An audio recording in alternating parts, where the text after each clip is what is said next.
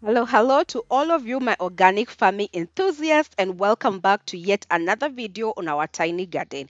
Here, we are always dedicated to the science and the art of organic farming.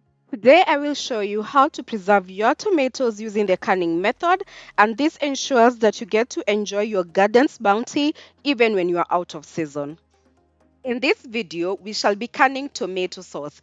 First, we're going to sterilize our glass jars. Ensure your jars are clean before you sterilize them and inspected for any cracks or chips.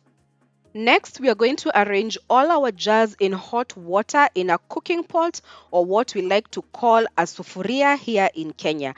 Arrange all of them in the sufuria, fill it up with hot water, cover it, and bring it up to a boil. Do not forget to sterilize your lids as well.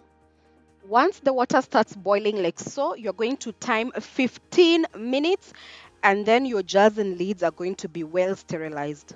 Once your 15 minutes are up, you're going to switch off your source of heat and remove your glass jars and lids from the water like so. If you have an extractor, good for you. If you do not have one, do not stress yourself. Just remove them with whatever you have at hand, like I'm doing.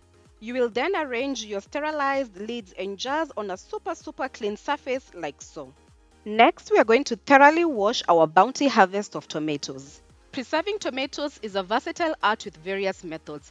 Canning is a classic choice that involves sealing tomatoes in jars with heat for a long-term storage. Freezing is another method that maintains freshness by blanching, peeling, and storing tomatoes whole or as a puree. Tomatoes can be preserved by drying, be it in the sun or with a dehydrator. This removes moisture, therefore creating concentrated, flavorful dried tomatoes. Another method is making tomato paste that involves a cooking down process. The paste can then be canned or frozen in small portions for cooking convenience. For a delightful twist, you can make tomato jam blends by adding sugar, spices, and vinegar, or you could pickle your tomatoes by immersing tomatoes in a tangy vinegar brine. We can also ferment tomatoes that will yield probiotic rich tangy tomatoes, and we can also grind the dried tomatoes into a fine powder, which is a fine versatile addition to dishes and homemade salsa. Finally, you can make tomato chutney that combines tomatoes with sugar, spices, and vinegar, therefore creating a zesty preserved condiment. Preserving vegetables through canning is a fantastic way to enjoy your garden's bounty all year round. But before you embark on your canning journey, there's one critical factor to consider, and that is the pH level of the vegetables. pH basically measures acidity or alkalinity of the vegetables. It plays a very important role in canning, and this is the reason as to why it is so important.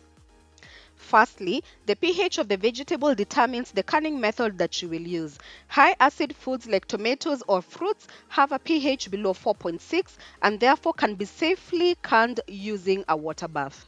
However, low acid vegetables with a pH above 4.6, such as green beans or carrots, require a different approach, and this is pressure canning. This method uses higher temperatures to kill harmful bacteria spores. One of the main concerns with low acid vegetables is the potential growth of a harmful bacterium called Clostridium botulinum. This is a bacterium that produces a potent toxin causing botulism, which is a severe health risk. Botulism is a rare but potentially life-threatening illness caused by ingestion of botulinum toxin.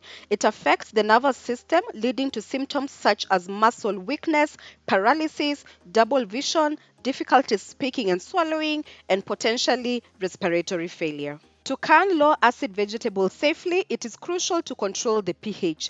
This is often done by acidification, that is, by adding lemon juice or vinegar to the product. Acidification lowers the pH to a safe level, preventing the germination of botulism spores. Not only does pH play a crucial role in food safety, but it also affects food quality. Some vegetables may become mushy or lose their vibrant color if the pH isn't managed correctly during canning. Once I'm done cleaning all my tomatoes, I like to chop them up into quarters, and this allows me to check for any bugs that could be inside the tomatoes. Our tomatoes are all chopped up, and for a more flavorful twist, I'm going to add garlic and salt to the tomatoes. Next is to blend our tomatoes, and for every blenderful, I'm going to add 1 teaspoon of garlic and 1 teaspoon of salt.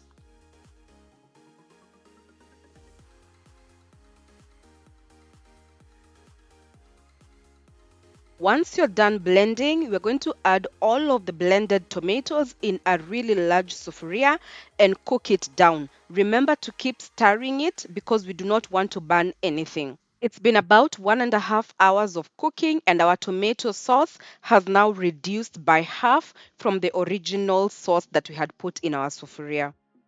Next is to put our cooked down sauce into our sterilized glass jars, and for my own cooking convenience, I like to use different sizes of glass jars. Always remember to leave a headspace of half an inch to 1 inch. Leaving a headspace is crucial because it allows for the expansion of contents during the canning process, and this prevents jar breakage or lid failure, and it is also key to creating an airtight vacuum seal, which is essential for preserving the food and preventing spoilage. Next, you will wipe down the rim of the glass jar to prevent contamination and to promote a strong seal. Next is to seal your jars, and this has to be fingertip tight, meaning do not make it extremely tight. Just use your fingertips. And the reason for this is to allow air to escape from the jar during the canning process. The contents inside the jar heat up, air expands, and needs to be able to exit the jar to create a proper seal. Next, we are going to line our sufuria with a kitchen towel, and this really prevents breakage because when the water starts boiling, the glass jars are definitely going to rattle around inside the sufuria. Arrange all your filled jars inside the sufuria and then fill it up with hot water.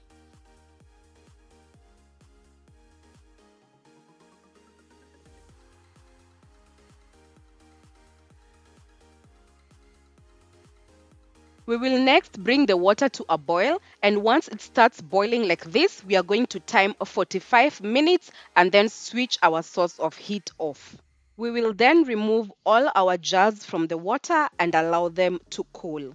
Our jars have now completely cooled down, and now it's time for us to label them and put a date on them. And we are done. We are now going to store our canned tomato sauce on the shelf. And this is the beauty about canning. We do not need any refrigeration. And if you have done this process correctly, then you should be able to store your canned tomato sauce for a period of 1 to 1.5 years. Thank you so much for watching. And if you found this information to be useful, please do share this video with someone who might be interested in this kind of content. Until the next video, happy gardening!